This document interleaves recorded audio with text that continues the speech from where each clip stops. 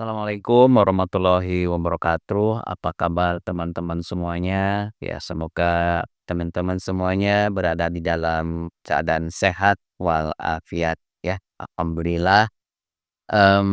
Pada pertemuan yang berbahagia ini di channel Agile Mentor ya, kami ingin kembali merecall kembali pertemuan sebelumnya gitu ya terkait dengan hipotesis gitu ya. Teman-teman, hipotesis itu apa? Ada yang tahu? Ya. Jadi teman-teman, hipotesis itu adalah ya eh, dugaan sementara ya. Ya, pemohon. Jadi dugaan sementara sebelum kita membuktikan apakah ini betul-betul terbukti gitu ya, benar penelitian kita atau terbukti salah itu ya teman-teman semuanya. Eee, Pertemuan kemarin kita juga sudah membahas terkait dengan hipotesis nol dan hipotesis alternatif ya teman-teman semuanya ya. Jadi teman-teman semuanya terkait dengan hipotesis nol itu ya mempunyai suatu karakteristik di mana kalau persamaan matematikanya itu adalah harus sama dengan gitu ya. Dan ini berkaitan dengan eh, status apa?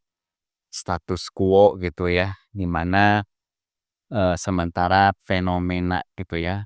Fenomena di dalam penelitian berdasarkan teori-teori sebelumnya menunjukkan bahwa fenomena tersebut eh, menunjukkan hasil yang telah ditemukan sebelumnya gitu ya. Misalkan salah satu contohnya adalah variabel A berpengaruh terhadap yang namanya variabel B gitu ya teman-teman semuanya. Dan ini juga menjadi suatu hipotesis atau hipotesa dugaan karena memang itu telah dilakukan di penelitian-penelitian sebelumnya pada waktu dan jam dan tempat yang berbeda. Nah, ketika kita melakukan suatu tempat atau situasi yang terkini yang tentunya situasi dan kondisinya berbeda, nah kita akan bisa juga melihat apa namanya, membuktikan apakah H0 itu bisa diterima atau ditolak gitu ya, teman-teman semuanya. Ya, jadi, kalau berkaitan dengan ini hipotesis gitu ya, teman-teman, di sini minggu kemarin kita sudah membahas ada hipotesis nol dan juga ada hipotesis alternatif ya. Jadi ketika H0 ditolak, maka H alternatif diterima gitu ya teman-teman. Dan di sini berlawanan dengan hipotesis nol gitu ya teman-teman. Karena apa? Karena memang eee, ibaratnya sebagai saudara kembar, kembaran dalam hal hipotesis tetapi memiliki perilaku yang apa namanya, berbeda atau bertolak belakang bahkan ya. Jadi teman-teman semuanya, di dalam statistik ini tentunya kita bisa melihat bahwa fenomena yang, biasanya terjadi ini apakah berlaku gitu ya, di penelitian yang baru. Ketika tidak berlaku di dalam penelitian yang baru, maka, H0 ditolak gitu ya, oke.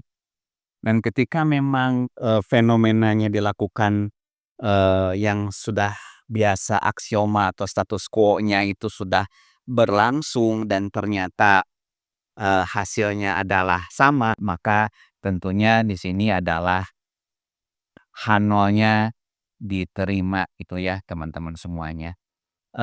Sebagai gambaran untuk bagaimana kita bisa memahami, H0 dan HA, kita bisa melihat, kurva normal, di mana kurva normal ini adalah, asumsinya teman-teman bahwa suatu distribusi datanya itu terdistribusi, normal gitu ya. Contohnya barangkali ketika biasanya suatu, apa namanya, universitas ya, misalkan universitas apa, BTH gitu ya, teman-teman semuanya, di sana melakukan suatu pengukuran yang dinamakan, apa ya, IQ gitu ya, teman-teman semuanya.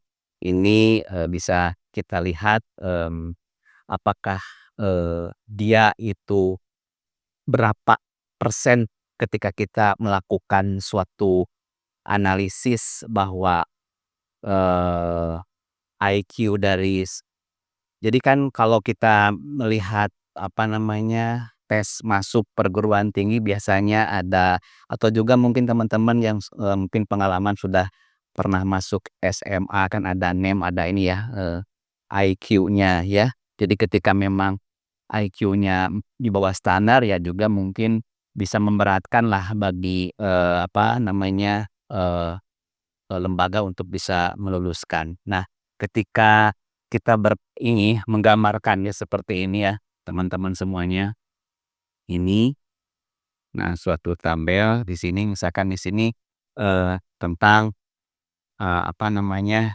eee, besaran IQ ya. Nah ini, teman-teman ada yang misalkan, di sini dari skala mungkin, kami lihat contoh di sini ya dari skala berapa mungkin untuk IQ ya, ya.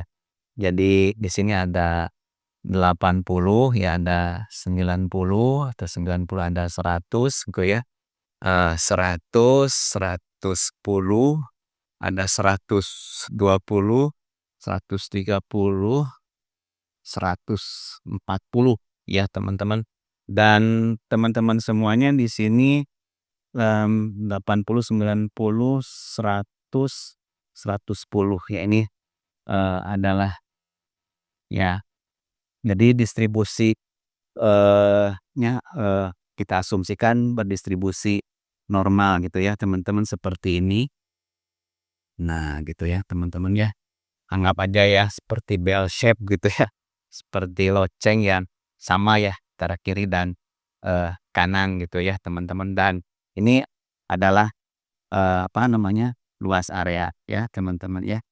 Nah luas areanya itu karena dari, titik awal ke titik akhir itu kita asumsikan, kita gambarkan karena kan data itu ada di selang ini dengan selang ini. Jadi ini, apa namanya, luas area, ini 100% data itu memang ada di sini dan di sini. Nah, ketika kita ada suatu pertanyaan ya, ada seseorang misalkannya di sini, ini seseorang ya, dites terkait dengan apa namanya, teman-teman, tentang IQ-nya ya, teman-teman. Ternyata dia IQ-nya itu adalah, apa namanya, Eee, hasilnya, eee, ya sekitar, eee, 80 gitu ya, oke. Nah, teman-teman, eee, ini ibaratnya saya belum tahu dia itu mahasiswa ya BTH dan ketika saya ketemu misalkan di jalan, ya dites misalnya dites IQ-nya gitu kan, supaya saya yakin dia tuh betul-betul, apa namanya, mahasiswa BTH atau bukan. Ya, ini mungkin ada satu orang lagi saya juga akan tes gitu ya. Dia, eee, apa namanya, mempunyai IQ-nya sekitar, 115 gitu ya, 115. Ya.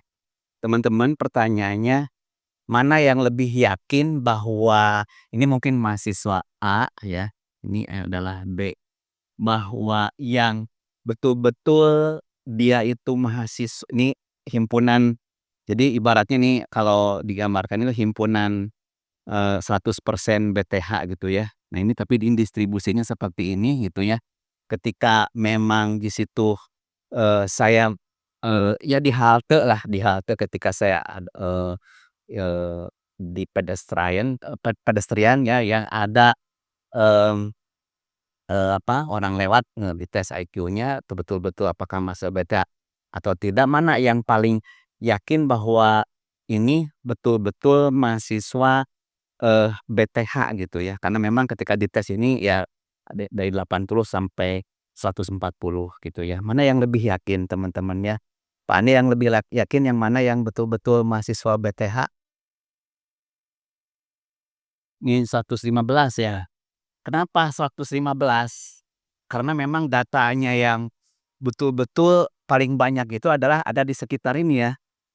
Kalau di sini memang apakah ada yang mahasiswa BTH yang 80 itu, ya tentunya ada, tetapi itu jumlahnya sedikit sekali ya di sini ya. Nah sehingga saya aduh asa kurang yakin pisan karena kan memang aduh dikit banget gitu orang yang memang misalkan ini, yang 80 itu memang sudah nemer-nemer itu ya, ya mungkin antara berapa orang gitu ya, ini skalanya misalkan ini 5 gitu kan, hanya 5 orang misalkan teman-teman seperti itu.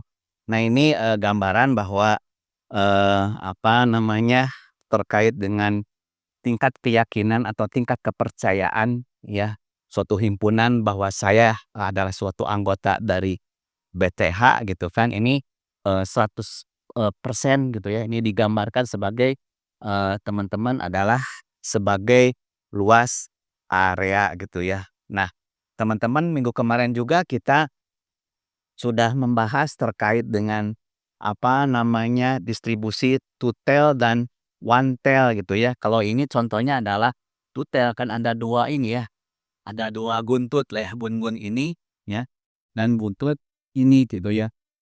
Ya, dan ketika kita mempunyai apa, tingkat kepercayaan gitu ya, nah sini saya tulis tingkat apa, kepercayaan berarti, kalau ini kan nanti asumsikan 100% gitu ya, di sini bahwa rata-rata itu kalau di dalam penelitian sosial itu, eee, 95%, kalau di apa namanya, di penelitian, kesehatan itu teman-teman itu ya sekitar tingkat kepercayaannya itu berapa Pak Andi?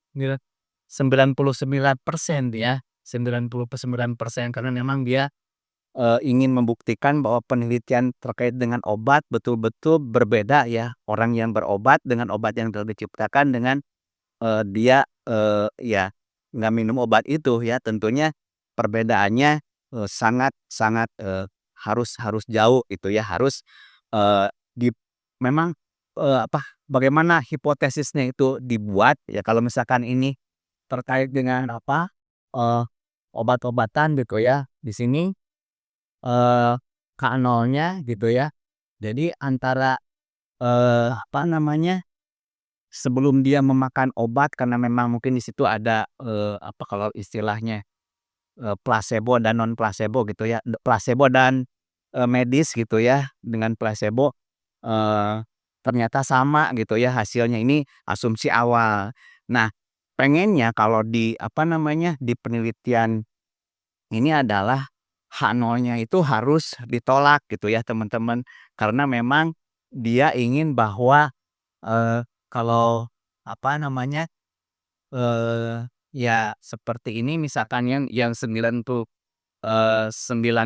ini, ya ini, apa namanya, menunjukkan bahwa, eee, ya kita harus bisa meyakinkan, audiens gitu bahwa betul-betul hasil penelitian ini berpengaruh secara signifikan ya biasanya, mmm, diibaratkan signifikannya itu karena memang, di bawah 0,05 gitu ya, misalkan seperti itu ya teman-teman ya. Jadi, kembali lagi kepada tadi, distribusi ada tutel karena memang, tutel ini rata-rata, apa teman-teman, penelitian ini beragam ya dari segi, fenomena yang terjadi ya. Jadi kalau ini plus minus lah gitu ya, ini minus, ini plusnya gitu ya. Jadi, Kadang-kadang penelitian yang kemarin menunjukkan seperti ini, yang berbeda-beda. Tetapi kalau misalkan yang one tail itu teman-teman, mmm, penelitian sebelumnya lebih, apa namanya, lebih konsisten ya. Nah, seperti itu ya teman-teman. Kalau di sini misalkan tadi, ada 95% berarti 95% itu adalah di sini adalah daerah penerimaan gitu ya. Jadi sisanya berapa persen Pak nih? Kalau buah itu 2,5 ya, 2,5% di sini, 2,5%, dan di sini 2,5%. Di mana di sini adalah daerah pak daerah penolakan, dan di sini daerah penerimaan gitu ya teman-teman semuanya ya. Jadi, teman-teman, bahwa di dalam penelitian kita pertama-tama harus bisa mendefinisikan, terkait dengan fenomena, terus yang kedua adalah mendefinisikan bagaimana hipotesis itu dibentuk gitu ya teman-teman semuanya ya. Jadi, teman-teman semuanya, bahwa ketika kita ingin menggambarkan suatu, fenomena yang memang penelitian sebelumnya Eee, lebih konsisten, ini kita menggunakan, one tail gitu ya. Nah, misalkan contoh kalau misalkan ini 95% tingkat kepercayaannya, sehingga kalau apa namanya, one tail, jadi ini dipindahin aja ke sini ya. Jadi 5%-nya itu ada di sini gitu ya. 5%-nya itu ada di sebelah, teman-teman, ada di sebelah kanan gitu ya. Jadi kalau seperti ini ya, nah gitu ya, taruhlah seperti ini. Jadi di sini ada, 1,64 gitu ya. Ini kalau, eee setidaknya 5%. Nah, di sini biasanya ini daerah, H0 ya. Nah, kalau Kementerian Kesehatan, karena ini 99% itu dia inginnya, petitumnya itu lebih jauh, lebih ke kanan, sehingga memang betul-betul itu hal yang, diinginkan di dalam penelitian ya. Jadi ketika, hasil penelitian kita ini berada di dalam, apa namanya, daerah penolakan, nah inilah, bahwa, ini tabel ya. Nah di sinilah, luas sisanya itu adalah, ke sini adalah luas P gitu ya. Pada pertemuan yang akan datang kita akan membahas tentang, luas P, tetapi ini kami ingin mengingatkan bahwa supaya Anda lebih menikmati penelitian-penelitian yang akan Anda hadapi ya, terutama bagi adik-adik mahasiswa, tentunya, kita harus, sangat-sangat, harus bisa memahami terkait dengan fenomena ya. Jadi di sini fenomena ini biasanya permasalahan penelitian ini kita ungkapkan di dalam bagaimana kita melihat dari, fenomena itu obstacle-obstacle yang mungkin muncul ya. Nah, ini biasanya kita bisa menggalinya dengan beberapa pertanyaan atau kuesioner yang akan, dibahas pada pertemuan berikutnya, bagaimana kita bisa, menyusun suatu reliabilitas dan validitas. Tentunya teman-teman harus minimalnya mencari 2 objek penelitian yang sama. Misalkan saya ketika melakukan penelitian di rumah sakit kelas D, misalkan di rumah sakit Islam, saya juga harus mencari pembanding, untuk bagaimana saya bisa menyebarkan, kuesioner lebih lanjut di rumah sakit Islam. Saya harus juga mencari, reliabilitas dan validitas dari kuesioner yang, akan kita terapkan di rumah sakit Islam, yaitu pada rumah sakit yang sejenis. Misalkan, kelas D itu di Tasikmalaya itu ada beberapa ya, ada Prestia Bunda dan juga mungkin ada, ya rumah sakit yang lain. Dan, fenomena sekarang memang, ada peraturan baru katanya teman-teman, bahwa, eee, untuk rumah sakit ibu dan anak itu, harus mau menjadi rumah sakit umum, tapi itu mungkin, bisa kita lihat, kembali peraturannya. Paling penting adalah bahwa kita bisa dalam penelitian ini adalah bisa melihat minimalnya core problem ya. Jadi dengan menggunakan pertanyaan why gitu, sehingga kita sampai kepada akar permasalahan, utama. Demikian teman-teman, terima kasih atas waktunya. Kita akan berjumpa kembali di dalam channel yang sama. Mudah-mudahan ini bisa bisa dimengerti ya teman-teman ya. Pak Andi bisa dimengerti? Ya terima kasih. Assalamualaikum warahmatullahi wabarakatuh.